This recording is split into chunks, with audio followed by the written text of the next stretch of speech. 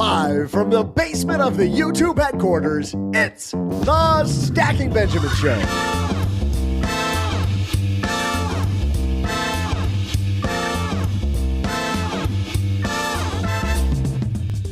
I'm Joe's mom's neighbor, Doug, and even the best of the best have had some bad money habits. What are some that they've had to unlearn? We'll ask them so you can build your habits better and stronger. But that's not all. After today, I'm sure you'll be better and stronger at answering one of my trivia questions. And we'll see if one of our contributors can even come close.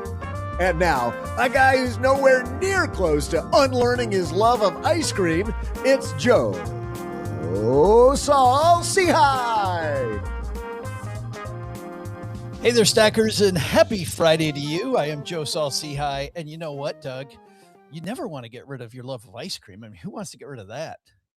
No. Joe, today I'm operating purely on momentum and bad decisions, and one of those is already half a gallon of ice cream today. How could it be wrong when it feels so right? It feels so good. Well, we've got Just a great loves you all the time. We've got a great show for you, Stackers, because we've got some phenomenal people on the show today who may have made some bad money moves that they had to unlearn, and we're going to hear all about those. Let's start off with the gentleman across the card table from me, Mr. OG. Speaking of food and not ice cream, he's on. Well, a burrito or a Pop-Tart? Well, it's kind of a little bit of both here. So what we have here for your viewing pleasure and for my eating pleasure, what we have in our house is my wife will make a cake, for whatever birthday or something, but we just don't go through it. We just can't eat the whole thing. So she cuts it up in little bite-sized pieces like this and freezes them individually wrapped. So I have frozen cake that I'm eating right now. Cake. So is it like crunchy cake? I mean, it kind of thaws pretty quick as you sit here and hold it. But welcome to the Martha Stewart. This is don't knock it until you try it. You're not eating fast enough. I'm not knocking it. I'm just we've become a food preparation show very quickly. And a woman, oh my God, she's eating too. I can see her backstage already.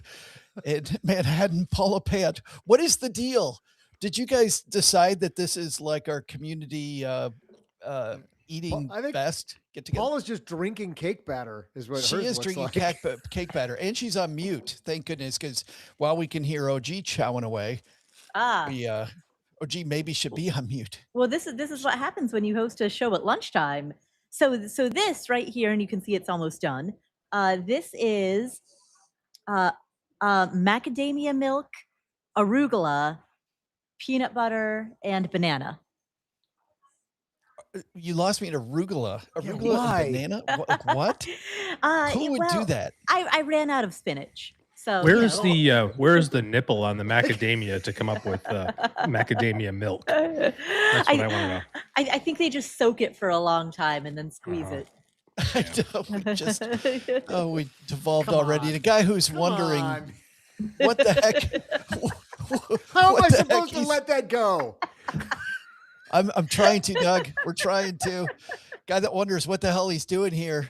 He is the longtime host of a show that you know very, very well if you've been a Money fan for a long time, and that is Motley Fool Money. But now he's got bigger, better, cooler things. He's the host of Money Unplugged. Chris Hill joins us. How are you, man?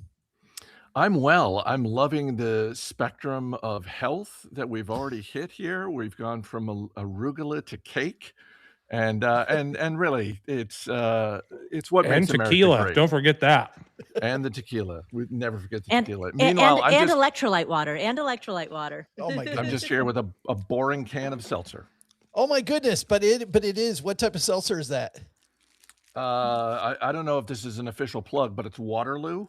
Is the brand? Oh, Paula, Waterloo's not the one we were talking about before. That was Spindrift. It begins with an S and rhymes with Mindrift. Yes, right. And I've got basic water. But Chris, for the 4 people that don't know about your awesome show, Money Unplugged, let's call it Money Plugged. Let's plug the Money Unplugged show. What's it all about? What do you do? So as you said, for a long time, I was the host of Motley Fool Money and Market Foolery, which was a daily podcast of the Motley Fool for many years. And I loved digging into the stock market every day and the news that was coming out of Wall Street. But when I left the Motley Fool a few years ago, I got more interested in the psychology of money, sort of the emotional side of money. And so Money Unplugged is a show where I talk to people about their relationship with money, starting with what do they remember about it as a kid? What was the first job they had as a kid? And how that relationship with money changes as we get older. Because one of the things that I've uh, discovered as I've had these conversations over the past year and a half of doing Money Unplugged is that money leaves an indelible print on our lives when we are kids. And sometimes that's a very positive thing, sometimes it's a negative thing. Whether it's positive or negative, that imprint never fully goes away. And so it's really been great to talk with people about sort of what their relationship with money has been like over the years, mistakes that they've made. And the end of every interview is a speed round of lighter questions about fun things like splurging. Because come on, who doesn't love to splurge every once in a while? And it's fun to hear some of your favorite money personalities and how they like to splurge. How they like to splurge and regrettable purchases that they have made. There have been some pretty epic answers in terms of what's a purchase you've made in your adult life that you regret. Well, I thought that Chris, we would take a page out of your playbook because I want to talk about that today. I've heard on your show so many of my favorite personalities talk about money mistakes they made, and I thought today we'd use that as our theme. What are some of the things? What are some of the money habits that we have to unlearn? And I can't wait to hear all of your answers to that. So that is the topic, everybody, for today. We're going to surf on into today's discussion. Today's show sponsored by Surfshark. If you're like us, you're spending a lot of time online right now watching SpaceX doc. Paula, you watching SpaceX doc? I checked in on it the day after the IPO, and since then I've totally ignored it. Yeah, well, good, because my next line was going to be turn that stuff off. Like, stop that. Watching talking heads talk about SpaceX stock, or maybe, hopefully, instead looking at the Detroit Tigers maybe beginning to win some baseball games again. It's much better to focus on that. But while you're doing all that, your data is basically out there for anybody to grab, and that's where Surfshark comes in. Surfshark is a VPN that encrypts everything you do online. So whether you're working on stacking Benjamins at home, at a coffee shop, or scrolling your brokerage account on airport Wi-Fi, your info stays private. Think of it like having an insurance policy before you step onto the internet. You're protected. Here's one thing I really like. One account covers unlimited devices. So your phone, your laptop, and your smart TV, everything is locked down. Hate all the pop-up ads on web pages. Features like clean web block ads and malware before they even hit your screen. So if you want to browse smarter and maybe even find better deals on travel or online marketplaces by changing the virtual location, check it out. Go to surfshark.com/stackingb or use code StackingB at checkout, and you'll get 4 extra months of Surfshark VPN. That's surfshark.com/stackingb, code StackingB. All right, we have another sponsor who helps us keep on keeping on. We're going to hear from them. And then Chris, Paula, OG, Doug, and I, we're going to get into some money mistakes that we had to unlearn.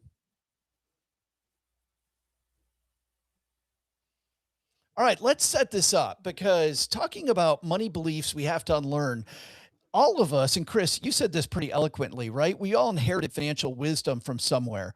And you talk about the early days, but also there's our parents, our first boss, financial gurus, maybe even that weird uncle who always had opinions about gold. I think we all have, or, or your cousin who loves crypto, whoever. We've all got these beliefs. Some of them serve us, some of us don't. So, Chris, I'm gonna start with you because you asked me this question. You ask people every week this question on your show. What's the first money lesson you remember learning?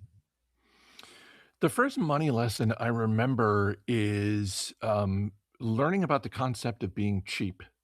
And I don't mean frugal. I'm talking about being cheap. And it was something that my dad imparted to me, sort of a lesson where I was, a kid, maybe I was 8 years old, 9 years old or something like that. And he just sort of sat me down and explained there's a difference between saving money, being smart with money, and just being cheap. And that was something that just sort of always stuck with me. And there have certainly been times in my life when I've been smarter about money, saving and investing, and spending than others.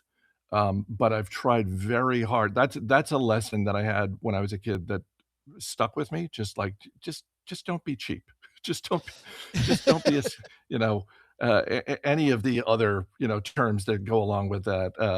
I'm not going to break out the thesaurus, but I think everyone knows like when you're being cheap and when you're not, and that's one.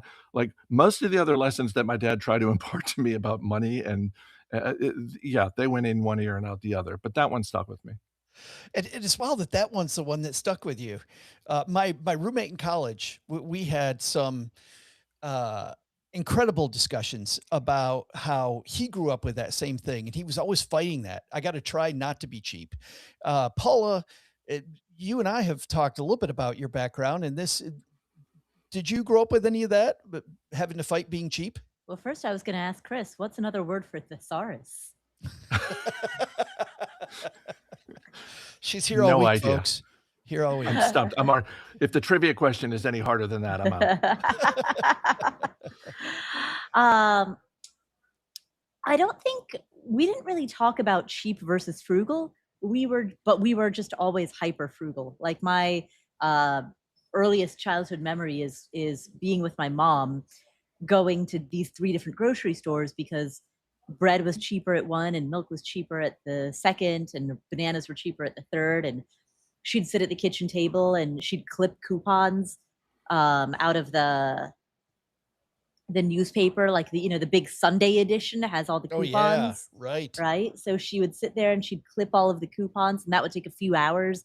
And she'd have these different stacks on the table of different coupons for different stores. And then we'd spend the whole day. I mean, it was an all day thing, just buying groceries, because it would require going to so many different stores with specific lists for specific things and then specific coupons for each one. And it was, and so I learned that to be good money management. There wasn't any discussion around is that frugal versus cheap. That was just the norm. There was no real difference. I mean, it was frugal is. I mean, we didn't even really think of ourselves as frugal per se, because I It mean, was just what you did. yeah, because to identify as frugal kind of assumes that there are other people who are spending more than you. And we never really had that assumption because we just didn't have that frame of reference. We didn't know people who spent a lot of money. So this was just like how you bought groceries. Oh, gee, what about for you? Earliest money memory? It's funny. It sounds like Paula's mom and my mom went to the same school of how to get groceries. But the lesson that I got out of that wasn't the same as yours. Mine was this absolutely sucks, and I need to do whatever it takes to not have to do this. Because Well, it's funny because that's funny, OG, because Paula, you're very famously Yeah. against that activity. Yeah. I also, but it took me a long time to get there. But eventually, by the time I got to my late 20s, early 30s, I figured out exactly what OG just said. Yeah. that sucks. That's a awful waste of time. Um,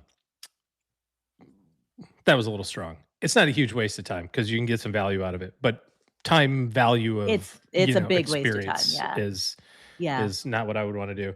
Um, eh, I think my financial childhood was a little two-sided in the sense that everything that I experienced in my close home, like my mom and dad always struggled with money. There was never enough. Didn't matter how many hours dad worked. Somebody was getting screwed somehow because the boss was a jerk or something. There's always some story that went with that. And that just was kind of that side of the family. And then my grandparents, on the other hand, were entrepreneurs, and grandma and grandpa always had money. They always were the ones that if you needed something, you could, they're the stories from, the cousins and whatever would cycle down. And it's like, well, grandma and grandpa helped me get my first car. They helped us get our first computer. They helped, there was always something at grandma's house that you could go back to. And I don't know if that set the stage for be in control of your own life and be in control of your own money, because that gives you flexibility and you can do what you want and help people that way, or if it was the lesson like this way of doing things kind of sucks. I should probably see something different. Um, but I very early started working. I was 11 when I started my paper route, and um, I think the bad lessons that I had out of that were that the money that I got, while I saved some, and I certainly saved enough to purchase my car when I was 16, a used car when I was 16. Um, I spent a lot of the time and energy on improving my own personal lifestyle, like in the sense of like, well, I wanted the better clothes. The only way to get that was if I paid for Mm. it. If I wanted the new Nikes that were out, I had to pay for them because there was no way that I was getting the new stuff, at the department store. Um, so I think I maybe learned very early to kind of like look after myself, and like if I want something, I got to do it on my own. Maybe that was the lesson. It's interesting how But there's a you, big downside for that. yeah, There has right. been. Right. I mean, you just look at entrepreneurship as success and look at how many entrepreneurs have gone out of business, have learned, have really struggled. I want to talk about some of these money stories that we inherited. And Chris, again, we'll start with you because you've spent years interviewing successful investors and business leaders. What's a money belief that you've seen really successful people hold that really isn't true? That really isn't true. Ah, it's interesting because I think that, particularly when it comes to highly successful entrepreneurs, I think a mistake that is made by the financial media and a lot of people, and I'll include myself in that, is there's a tendency to want to attribute um, brilliance that has been earned in one area to all things. Oh, yeah. So it's like, hey, this person is, this person started this company, took them public. This person's a billionaire. Every idea they have must be brilliant. And it's like, maybe, or maybe like to me, a better example is like Mark Cuban, where like Mm. Mark Cuban is pretty willing to admit that he kind of caught lightning in a bottle. And that's how he got to be a billionaire. He made some smart decisions early on, but he doesn't strike me as someone who's like, every idea I have is brilliant, even though he gets asked about sort of all different things. The example I always use is Albert Einstein. It's like, yeah, Albert Einstein is a genius. You wouldn't want him performing heart surgery. He's not that type of genius. Um, so I don't know that that actually answers your question, Joe. I mean, maybe it has more to do with just sort of like people who are hyper successful having an extreme level of confidence, which you kind of have to do if you're an entrepreneur. There is absolutely a fake it till you make it mentality that Thomas Edison had and sort of every entrepreneur since him. So you Yeah. need that. I think where people get into trouble is to just when they don't have guardrails around them, whether that's family members or executives who are willing to stand up to them. I think that's where they get into trouble. Well, that's interesting. So maybe it's not the most successful people, but maybe the next tier. Because I've seen, Chris, a lot of people who were moderately successful, fairly successful, and that success became an ego that got in their way because they thought because I was smart in this one area, I was smart about everything. Like Yeah. as you're talking, I started thinking of specific times, which means that it's so important to surround ourselves with, not yes people, but people that are going to kind of be Gordon Ramsay in our corner, don't you think? Absolutely, absolutely. The example that leaps to mind is a video I saw recently of Bill Hader, who was on Oh, SNL all sure, those yeah. years and created the show Barry, and on the show Barry, where he is the writer, director, executive producer. It's his show. He's the star of the show. He's also the showrunner, and he talked about how when he would show up on set, there would be this like murmur, just like, "Oh my God, like Bill's here. Everybody be on your best behavior." But one of the people who worked on the show is a friend of Bill Hader's that he's had since they were teenagers together growing up in Tulsa, Oklahoma. And that was the guy who would just tell him like, "No, you didn't, so there was an episode where Hader is directing it, but he's also acting in it, and he does his first take and he thinks, oh, I've totally nailed this. And then his buddy comes up to him and just goes, I don't know, it seemed like you were doing a lot of acting. And he's like, what are you talking about? He's like, yeah, it's your show, you do what you want. I don't know, it just seemed like you were doing way too much acting. And he like, and so I just think like, yeah, we all need that friend. We all need that friend who's not impressed with us for what we've achieved. They're willing to tell us the truth. Well, Chris, you were here with us backstage, and we had that murmur when Doug came in the room. I mean, the second, Doug's here. Everybody watch out. Yeah. He's going to tell you exactly what he thinks. He will tell you exactly what he thinks. Actually, it's funny, in the creation of this show, Doug's been that guy for a long time. Has been the guy going, yeah, I don't think you should have had that guest on. I remember the early days, Doug. You're like, why are you talking to that person? Like, Careful, Chris. I might say that after this show. I'm counting on it, Doug. He's praying for it, right? Paula, so you've got the coupon clipping that you inherited that you were able to shake, but were there any other inherited beliefs that you had that you've had to shake? I mean, I think this kind of goes hand in hand with coupon clipping, but it's the unstated underlying premise behind it, which is that your time is not worth anything. Like that, the value of an hour is 0. And so if you can save money during that hour, that is better than not, regardless of the amount that you save. And, and I think it was a very, like, almost like I'm going to call it like a salary mentality. And I don't mean that as a dig on people who get salaries, because it's not about the salary itself. It's about the mindset. It's like a fixed mindset, right? So it's a mindset of like, this is a fixed pool of money that comes in. And given that this is a fixed pool of money that comes in, the objective is to save as much of it as possible. And there's zero thought given to how to make more, because the mentality is, this is the fixed pool, and we're just it's sort of a ceiling mentality. It's interesting. Right? Yeah, you had to learn to think blue sky. Yeah, exactly. I had to learn to think blue sky instead of floor, or instead of Yeah, no, it is interesting. While we're talking about this, OG, I'm just thinking about, these different money quote rules that people have that sound smart but don't really survive the contact of real life. You also, run into people in your meetings that maybe have these money rules in their head. Can you think of a money rule offhand that doesn't really survive the sniff test? Sounds great. Yeah, sounds cool, but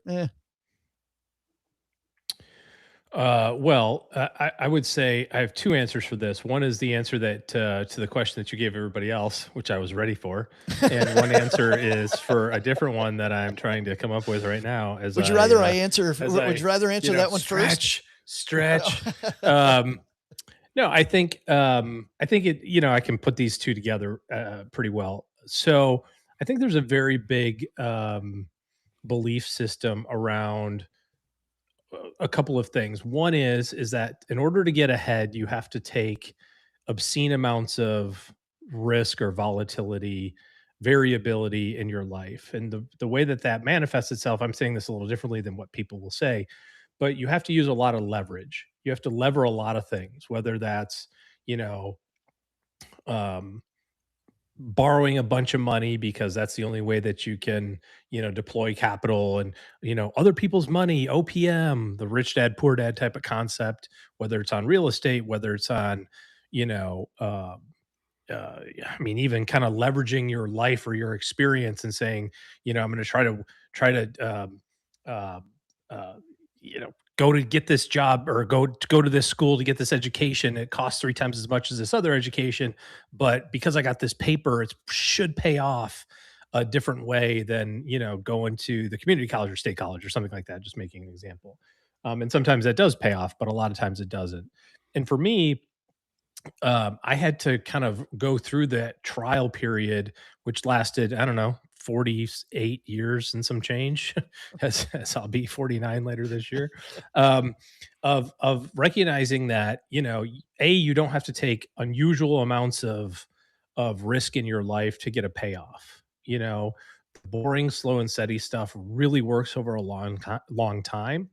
The problem is we don't get to see it in real time. And so since you don't see it in real time, or God forbid, you see everyone else, especially on social media, on Reddit, on Instagram, living the life that you wish that you think that you should have. And, why is it that that person gets to have that and I don't? Well, it's because they did this thing, and whether it was luck or they use some form of chicanery to get into their success or whatever it is. There's always some story behind it, when in reality slow and steady really pays off over a long period of time. And the other side of that is that you have to enjoy the experience of what you're doing. And so if you're moving toward, let's say, financial independence, we're talking about money on Stacking Benjamins, so we'll tie it to financial independence. Like, financial independence is not a number. And I don't know how many times people have to experience this, or maybe it's just I have to experience it through other people to get this drummed into my own skull. But it's not like as soon as I get to 3 million, whew, all the problems of the world disappear. It is just Mai Tais and beaches from that point forward. And that's not what happens. And that's never happened. But for whatever reason, we have these break points in our life. Happiness doesn't come when you get to 25 times your annual expenses, that all of a sudden unicorns and rainbows don't appear. I mean, it sounds like it would be when you're not there, right? It sounds like, if I could just make a little bit more money, or if I could have just a little bit more net worth, or if I could have just a little bit better school system for my kids, or maybe if I could get into that one job that I'm trying to get to, then everything else would be fine. And, but all of us have had this experience, and I would just challenge you to think through it. Like, all of us have earned 1/10 of what we earn today. Every single person, I mean, barring a 17-year-old listening, right? My first job, when I worked as a paperboy, I told you I started at 11. My first year, I made $1,700. I have 10 times that to 17,000, and I've 10 times it again to 170,000. And I can tell you that every step of the way, and I think everybody here would agree with this, like, there was a point somewhere in there, like, man, I'm making 50, but if I can make 75, whew, everything is perfect in my life. I make 100, but if I can make 200, then finally I can get my lips above water. But none of that is true. If you don't have the right systems, more problems. Doug, stop being succinct. I'm trying to fill up airtime. Oh, God. I'm trying to hear myself talk. Damn it. If you don't enjoy the journey, if you don't enjoy what you're doing or who you're doing it with, like, it doesn't matter how much friggin' money you have. Like, and that is interesting, because I think there's some of these things that we were adamant about when we were younger, that we've had to kind of unlearn and maybe back away from, like unicorns, rainbows appear. Like, when I see people new to the FIRE movement, they're so excited because there's going to be in the future, if I sacrifice my entire life today and it's miserable, it's going to be incredible later on. And just patently, I saw this.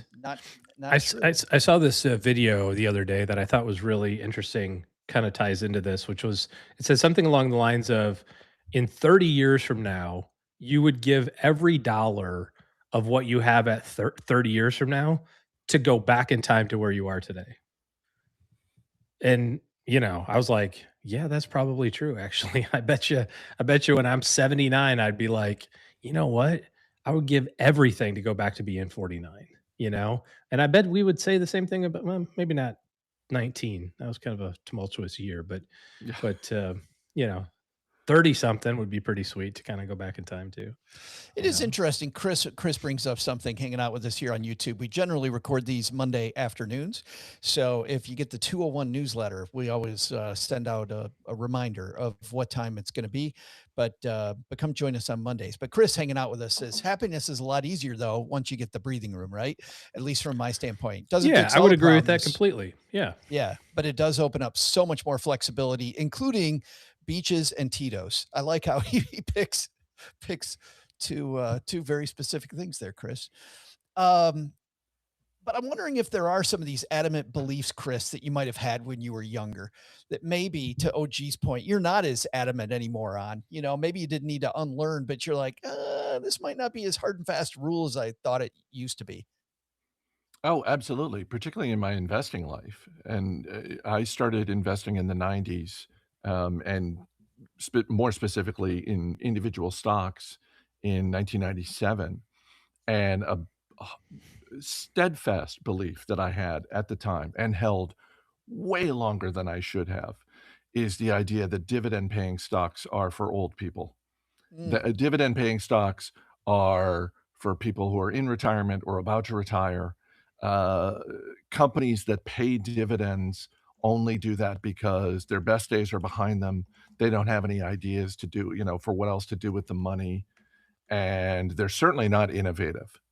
And I held on to that belief for probably the first 20 years of my investing life. And it started the big crack in that belief actually came in 2012 because um, one of the stories going around in the financial media in 2011 and 2012 was the amount of cash that Apple held on its balance sheet as the iPhone was taking off, and Apple was just piling up all this cash. And for, I would say, 12 to 18 months, whenever Apple came up, certainly when they came out with their earnings report, but a discussion that would be held on CNBC and Bloomberg, and certainly I'm guilty of this as well, the podcast that I was hosting at the time, was this question: is Apple going to pay a dividend? And if Apple does pay a dividend, what does that mean? What does it mean, Joe? Does it mean their best days are behind them? Right. They Are slowing they- down. They slow it. No longer a Right. growth And company. They're out of there were ideas. there were people pounding the table saying they can't pay a dividend. It's outrageous. They would be giving up. It's like they would have crossed this bridge to the land of dividend paying stocks, and you can never return from that. And in early 2012, new CEO Tim Cook announced that, in fact, Apple would begin paying a dividend. They started paying it, I believe, in August of that year. And the world, not only did the world not end, but that topic of that sort of that firmly held belief, that narrative of companies that pay dividends are not innovative, and dividends are just sort of for people who are about to retire. It really started to melt away. And that's when I just started to think, well, wait a minute. Should I be buying some of these? And I checked this morning, and of the 10 biggest holdings I have now in 2026, in terms of individual stocks, 8 of them are companies that pay dividends. And I try very hard to be grateful for where I am in my life and how I'm doing and my health and all those things. Because if I wasn't doing that, Joe, I would look back and I would actually spend time trying to calculate how much more money would I have had if I had bought some of these amazing companies that also just happen to pay dividends sooner rather than later. It's interesting, Chris, because as you're talking, I'm thinking, the past 15 years, that this really what you're talking about is also what venture capitalists have been doing, because they go into these staid older industries, these quote dividend paying backlot industries, and they clean them up. They find efficiency where there may not have been efficiency. They find growth in these areas by, bringing them to the current times instead of being behind the times. It's really interesting. Um, Paula, is there a similar belief that you've reversed yourself on or maybe back down from?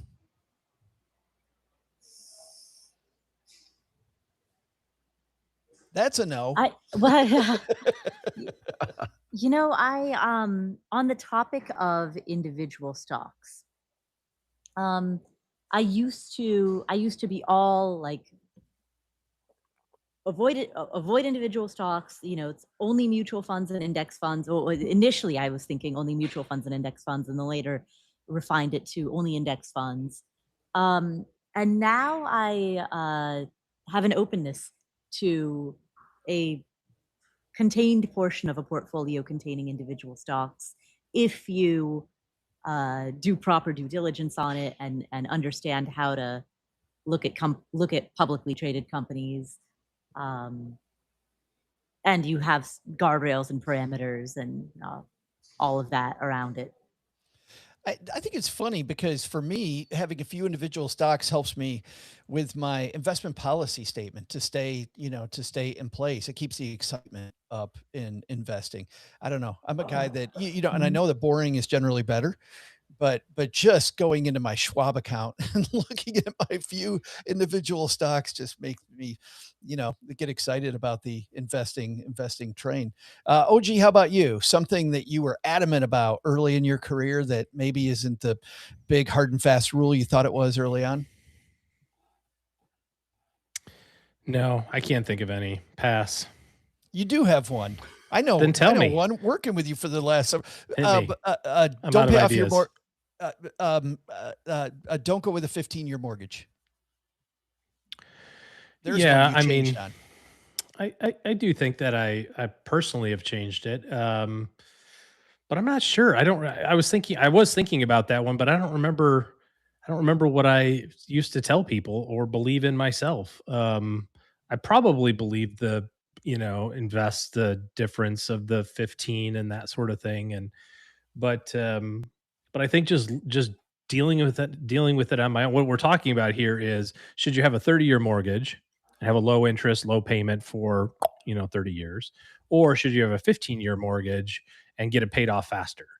And you'd say, well, the math says that you should have the leverage and even if you save the difference and yada yada yada.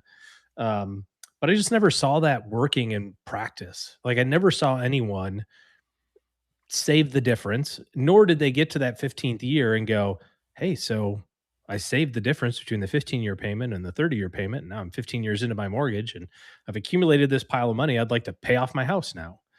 Like, no one has ever done that. To my knowledge, I've never met anybody. I've never talked to anybody who's done it that way. And actually, I've never witnessed it. So people that have been fans of the show for a long time haven't heard this before, because you and I haven't talked about this in a long time, but I used to help people do that. We'd figure out the pay off the house early number, take out the 30-year, we'd invest the difference. But every single person, to your point, OG, when they got to the point that there was enough money there in that fund to pay off the mortgage, nobody ever did it. But it was funny, but it was also just the freedom. They wanted to know they could do it at any point. It wasn't necessarily I need to pay it off now. They felt so much more comfortable that they could pay it off now because they had this separate pot of money sitting there. I mean, I get the math argument, and I guess if you can execute it perfectly, it would work out amazingly across the board. But then I would just ask you the same question, and I just spin it on its head and say, then why don't you continually refinance your house and top off the loan? Yeah. Like, why would you make any progress on it ever? And furthermore, why would you continue to do that only with your mortgage and not do that with your investment account? Schwab will let you buy, if you have $1 million in your brokerage account, they'll let you buy 2 million worth of stock. Hell, sometimes they might let you buy 6 or 7 million, depending on your, status and and how, if you can pass an options test, or go online to figure out the answers and then pass it. They'll give you the leverage all you want, but we never do that side of it. And I go, why is that? Why wouldn't you do it with the biggest 500 companies in America, but you're going to do it with one single house in the middle of nowhere, Texas? Like, it doesn't make any sense to me that you would apply that logic in one side and not in the other. And I think that's just a belief system that we all have, that it's safe to do it with your mortgage, not safe to do it with, with other things, safe to do it with a commercial property, but only once. You do it to get in, but as soon as you can get the tenants to pay that mortgage off, that's a good thing. You just don't ever, again, I hear people talk about doing it. I don't actually see it happening in reality. See it happening. Yeah. After the break, we're going to play a little mini version of our game, In or Out. I'm going to give you some financial concepts, some of these ideas, and you're going to tell me if you're in on this idea or out on this idea. So you guys get ready for that. But we always pause, and today it's going to be a little after halfway through the show, but we pause for our year-long trivia competition where frequent contributors Paula, Jesse, and OG duel it out to see who can get the most wins. Chris, you're playing team Jesse Kramer today, so you're helping Jesse, which means we've got some good news for you, my friend, and some bad news. Which one would you like first? Always lead with the bad news. Well, the bad news is you're not winning. You are the defending champion. So you're on the defending championship team, but you are in second place. And Doug, what's our score here as we creep up on the halfway point? Starting to get interesting here at the halfway point, Joe. We have OG in the lead with 9 points. Jesse, or as it were, Chris today in second place with 6 points, and Paula with 3 points. We were talking about earlier about OG making a run at the top number competition, which has been record, 18 is the record. Yeah. But now, Chris, no pressure, but you and Jesse are taking a run at him. And someday, maybe 2028, 2029, Paula will start taking a run too. But we've been saying that for what, Paula, a decade? Maybe we need to open up like a Saul-Sehy poly market kind of a thing on this. Like can Paula actually win this Friday trivia? Right. Sure. Well, and which one's going to be the year? Because whoever actually bets on my winning year is going to like make out big on that one. Right. The Saul-Sehy odds on that would be like 50 to 1 now. I mean, you just keep. Yeah. Maybe that's what you're doing. Maybe you should play in the long game, Doug. I don't know. Yeah. This is how I'm going to pay off that mortgage. All right. Well, here we go. Will Paula be able to pay off the mortgage this week? Is Chris going to help team Jesse creep up on OG, or does OG get one step closer to the record? Well, Doug, you've got the question. Sure do, Joe. Hey there, stackers. I'm Joe's mom's neighbor, Doug. And by now, most of you know I'm a pretty big fan of the game of baseball. And not just because one of the official rules of baseball. Okay, somebody needs to hit mute. I'm working here. Let's start that from the top. Hey there, stackers. I'm Joe's mom's neighbor, Doug. And by now, y'all know I'm a pretty big fan of the game of baseball, and not just because one of the official rules of baseball, specifically Rule 702, subsection A1C, is that a fan obligated to eat as many hot dogs as possible over the course of 9 innings. And because I know you're all wondering, my average is 22. Don't worry, I do it the right way, mustard only. Another reason June 19th is a big day in baseball is because it's thought to be the date the very first game was played under the modern rules known as the Knickerbocker rules way back in 1846. But it's really none of that because it's also the birthday of the all-time great Lou Gehrig. So here's today's question, if you're not already asleep. When Gehrig's 2,130 consecutive game streak ended in 1939, Americans were still climbing out of the Great Depression. So adjusted for inflation, if you earned Lou Gehrig's 1939 salary today, how much would it be worth in today's dollars? I'll be back with an answer right after I go tell Joe's mom to add hot dogs to the grocery list. We've only got a few dozen in stock. Few dozen's enough to last Doug about 3 days. So we've got some work to do there, Ma. OG, it's on you, man. So the information given was 1939 and today. Those are the two data points. What we have to work with. So 1939 till present is 190, 83-ish years. Is that right? So 83. Inflation 3%. I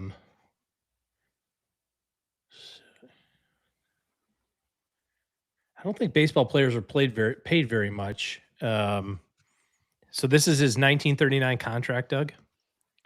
Yes, adjusted for inflation. His just not the full value of his earnings, but just the 1939 season. He did have a Malto meal sponsorship contract, so we're not counting that. We're not counting that. This is just straight baseball pay.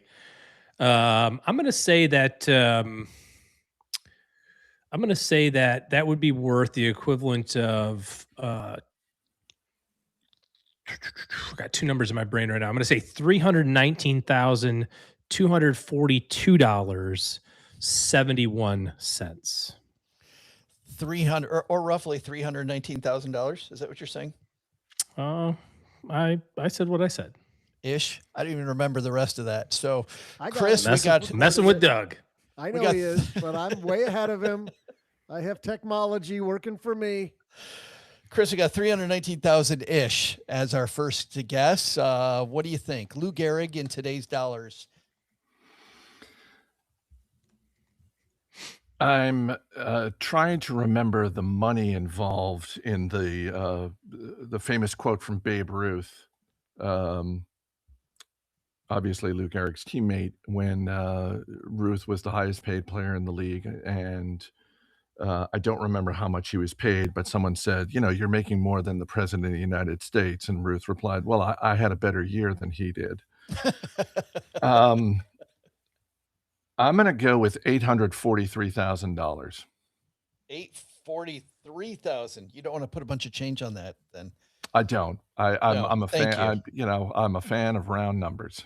Yeah, and so is Doug. He thanks you from the bottom of his heart. Paula, you've got 319,741, and you've got 843,000. Where are you going?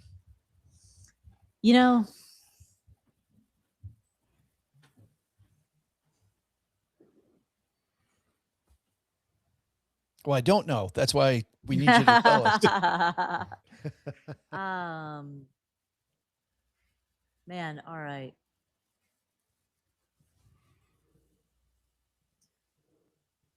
So what are some of today's highest paid players paid, and how popular was baseball back in 1939? And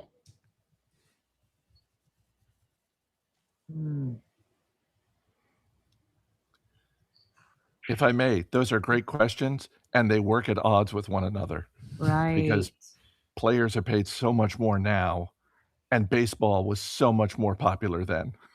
Yeah, isn't that funny?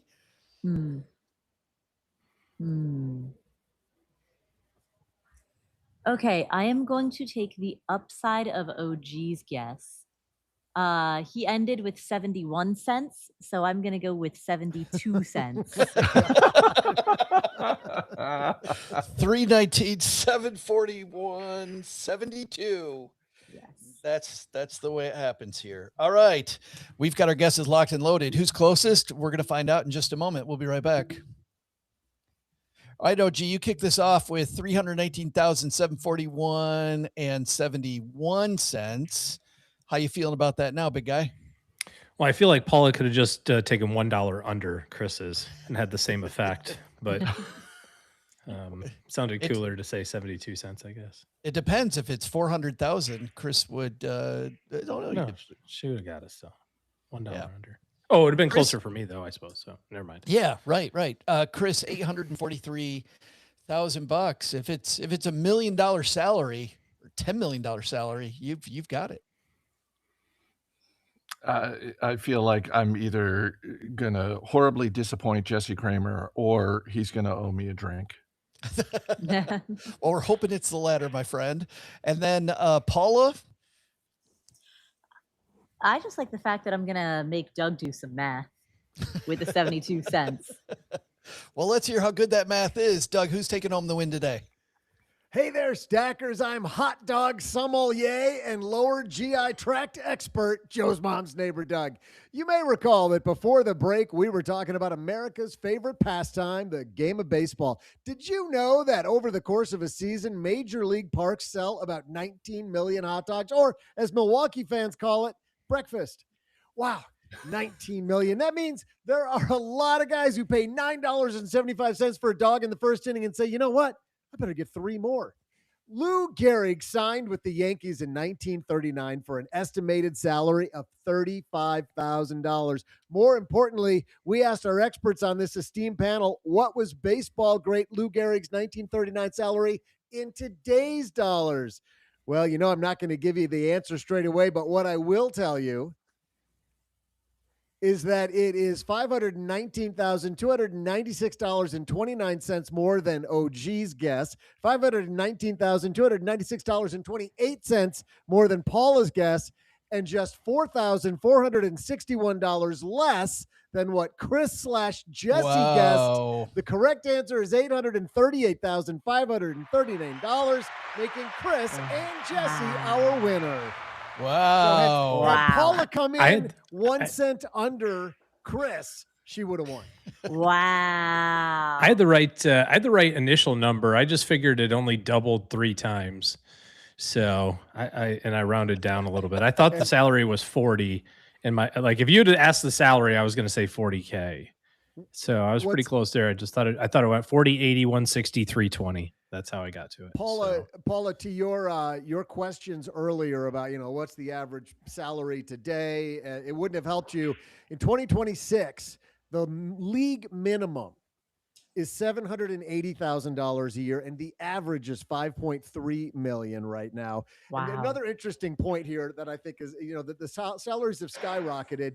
The 2026 average batting average right now is 243. In 1939, Lou Gehrig was forced to take a pay cut by the Yankees because he had an off year the year before and batted 295. They thought he had a bad year. So we're going to give you a 40% pay cut. Chris, again, proving your point. Baseball, far more popular, yet people paid a lot more. That's what television money will do for you. That is what television. When we get that big television deal, or you do at Money Unplugged, or Paula does at Afford Anything, we get that big television money for podcasting. Paula did get all that television money, didn't she? She did get the television, the Netflix money. The Netflix. It was the Netflix and chill money. All right, time for the second. Well, it's a little past the second half, but we're going to play a game called In or Out. This is our little debate session, and I will give you a financial concept. What's the game called again? It's called In or Out. Are you in or out. are you out? Yes. Different game altogether. Forget it. This is where we're going to debate some of these popular rules. These rules we need to unlearn, or are they rules that are rules for a reason? And Chris, as our as today's trivia champ, will have you go first. Are you in or out on this, Mr. Hill? Everyone should own a home. In or out? I'm out on that. How come? Because I vividly remember the housing crisis from earlier this century. I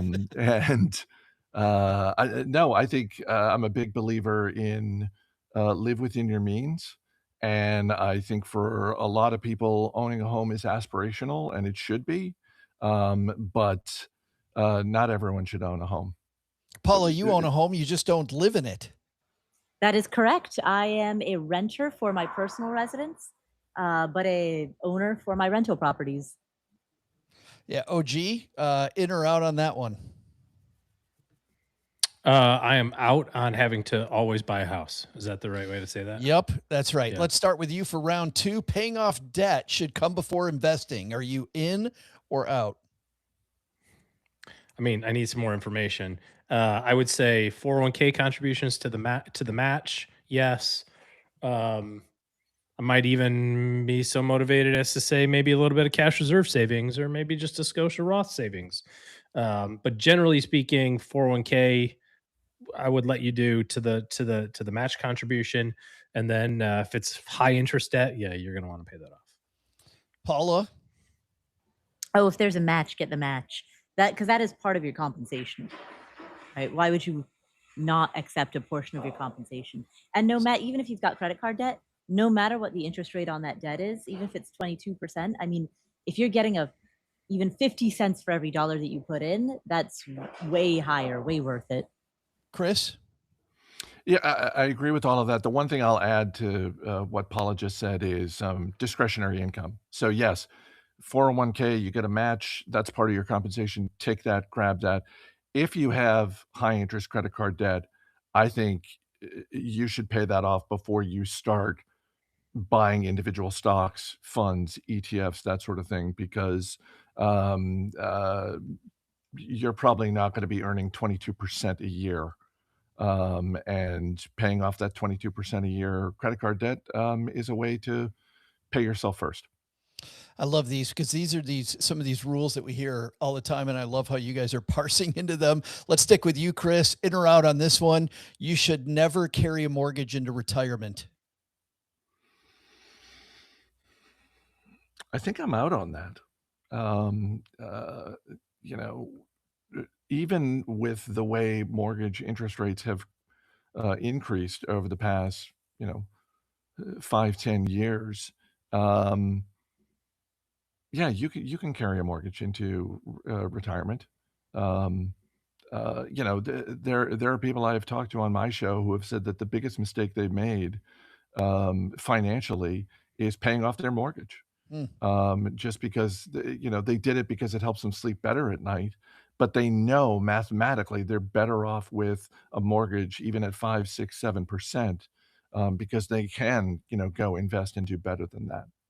And then it's funny, Chris, on the other side of that discussion, you've had our friend and apparently your cousin Andy Hill on your show, who credits his success to the fact that he let the math go and paid off his mortgage early. Yeah, yeah, absolutely. Yeah. Dan Pink, best-selling author, on my show talked about, like, again, he's like, it's by far the biggest financial mistake I've made, but I sleep at night. And, he grew up in a home when he was a kid where there were significant money challenges. And so sort of carrying that forward into his adult life, he was like, no, I'm going to be very safe and conservative. I know it's not mathematically the right thing to do, but I'm going to pay off my mortgage. Paula, never carry a mortgage into retirement, in or out? Out. I'm out on that one. Retirement is just a time period in your life in which you have a particular income. Yeah, and that income is your social security payment, your pension if you have one, your withdrawal from your portfolio. Like, you have a specific income just as you do at any other time in your life. So why would you not just plan to pay a portion of your mortgage from your income? OG? Gun to my head, out. But I think you'll have a better retirement if you don't have a mortgage. We haven't started with Paula yet, so let's do one more round here. You need a budget to build wealth, in or out? Out. I'm a believer in what I call the anti-budget, which is uh, so if budgeting is the calorie counting, then the anti-budget is the intuitive eating. So the anti-budget is pull off your savings first. And when I say savings in this context, I mean anything that improves your net worth. So decide how much you want, the portion of money that you want to dedicate towards net worth improvement. Yank that off the top first. And then whatever is left over is yours to spend. Because it doesn't really matter if you're spending it on clothing versus groceries versus Taylor Swift tickets. Like, either you're spending it or you're saving/investing it. Let me push back just a little bit. Can you do it that way forever and never have a budget and build wealth as successfully? If there is a sufficient delta between spending and expense, income and expense, then yes. So the time when a budget becomes very useful is when that gap is so small that you need to really heavily scrutinize what you're spending on in order to be able to increase the size of the gap by shrinking your spending. But if you have a sufficiently wide delta, then you're Don't good. need it. Like, yeah, Yeah. it's not necessary. OG, need a budget to build wealth, in or out? Out. Budgets suck. End of story. Chris, need a budget to build wealth? I'm out on that. Yeah, you need a plan, but you don't need a budget. I'm going to do just one more, and I think this week news really quickly because I had this on my sheet and I was like, we're done, but I really want to do this one. Chris, in or out? Financial independence is mostly about behavior, not math. 100% agree. He is in. Paula, you? If I have to choose one, then I'm in. OG? Yeah. Yeah. If information was all that's required, we'd all be millionaires with six-pack abs. It's just it's Six-pack behavior that wallets. matters. Right. It's the behavior that matters across the board. That's a great place to leave it, and what a great discussion. So thank you very much, all three of you. Let's find out before we say goodbye what's going on at your brilliant channels. Chris, Money Unplugged, what's coming up, man? Coincidentally, or maybe not coincidentally, the latest episode of Money Unplugged is you, Joe. Awesome. And Best coming episode ever, I'm sure. coming up later in the month, Paula will be on. How about that? So yeah, these are No offense taken. I thought we'd talk afterwards. Okay. No, and it's very much a 180-degree switch from the shows I was hosting at the Motley Fool, whereas those were very much about the news and had a very almost non-existent shelf life. These are conversations that are not about the news; they're just about people's lives and how they feel about money. And episodes from last year are just as relevant as the episode with you, Joe. Yeah, speaking of timeless lessons, lots of timeless lessons I learned listening to Money Unplugged. Paula, what's coming up on the Afford Anything podcast? On the Afford Anything podcast, we have an interview with Jason Hill and Linda Wild. They are one is a Harvard cousin. Is that Chris's other cousin? We're everywhere. The Hills are alive. But one is a Harvard professor, the other is a longtime practitioner, and they talk about the ABCs of how to think through business. So that's on the Afford Anything podcast. We've also got, Joe, an episode with you in which we answer 3 audience questions. So all of that is on the Afford Anything podcast. We have so much fun doing that, and that's at Afford Anything. OG, what's going on with you this fine weekend, my friend? Is this Friday or next Friday? This is this Friday. Oh, well, you and I and Doug and maybe Chris, I don't know, but maybe you qualify. It's Father's Day weekend, right? Yes, it is. This is that great weekend where, like on Mother's Day weekend or Mother's Day, they say, for Mother's Day, you should take the kids, give your wife some time to just, no kids. And then they say, hey, it's Father's Day. Don't you want to be with your kids? It's Father's Day the whole time. And it's all a trap. It's really great. It's really awesome. So obviously US Open weekend this weekend. So watching golf, hanging out, riding a bicycle. That's the way you spend Father's Day. Nice. Yeah. Happy Father's Day to all the dads out there. And I hope you get to spend time with your dad. If you are a dad, go spend time with the kids, make mom happy. Because even on Father's Day, mom ain't happy. Nobody's happy.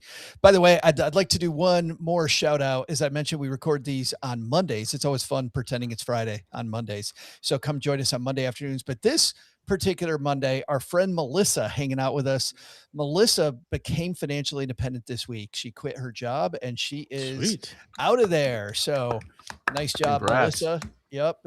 Friends of ours from Detroit, good friend from Detroit, and glad to see that she gets to hang out with us now during the day. So Melissa, we know what you're doing every Monday afternoon, I'm sure. All right. That's going to do it for today. Doug, you're going to bring it home for us, man. What should we have learned on today's show? Well, Joe, first, take some advice from Chris Hill when he said, it's okay to be frugal, just don't be cheap. You listening up there, Ma? Second, were you taking notes when OG was talking? How about when he said it doesn't necessarily take money to make money? Oh, you missed that one? Should have been taking notes. But the big lesson, don't forget to tell Ma to get the whole wheat hot dog buns. After all those dogs, you're going to need the fiber. Trust me. Thanks to Chris Hill for joining us today. You'll find his podcast, Money Unplugged, wherever the finest podcasts are distributed. We'll also include links in our show notes at stackingbenjamins.com.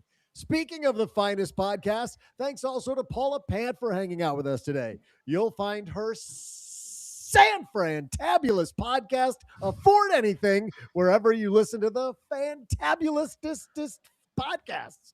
Thanks also to OG for joining us today. Looking for good financial planning help? Head to stackingbenjamins.com/OG for his calendar.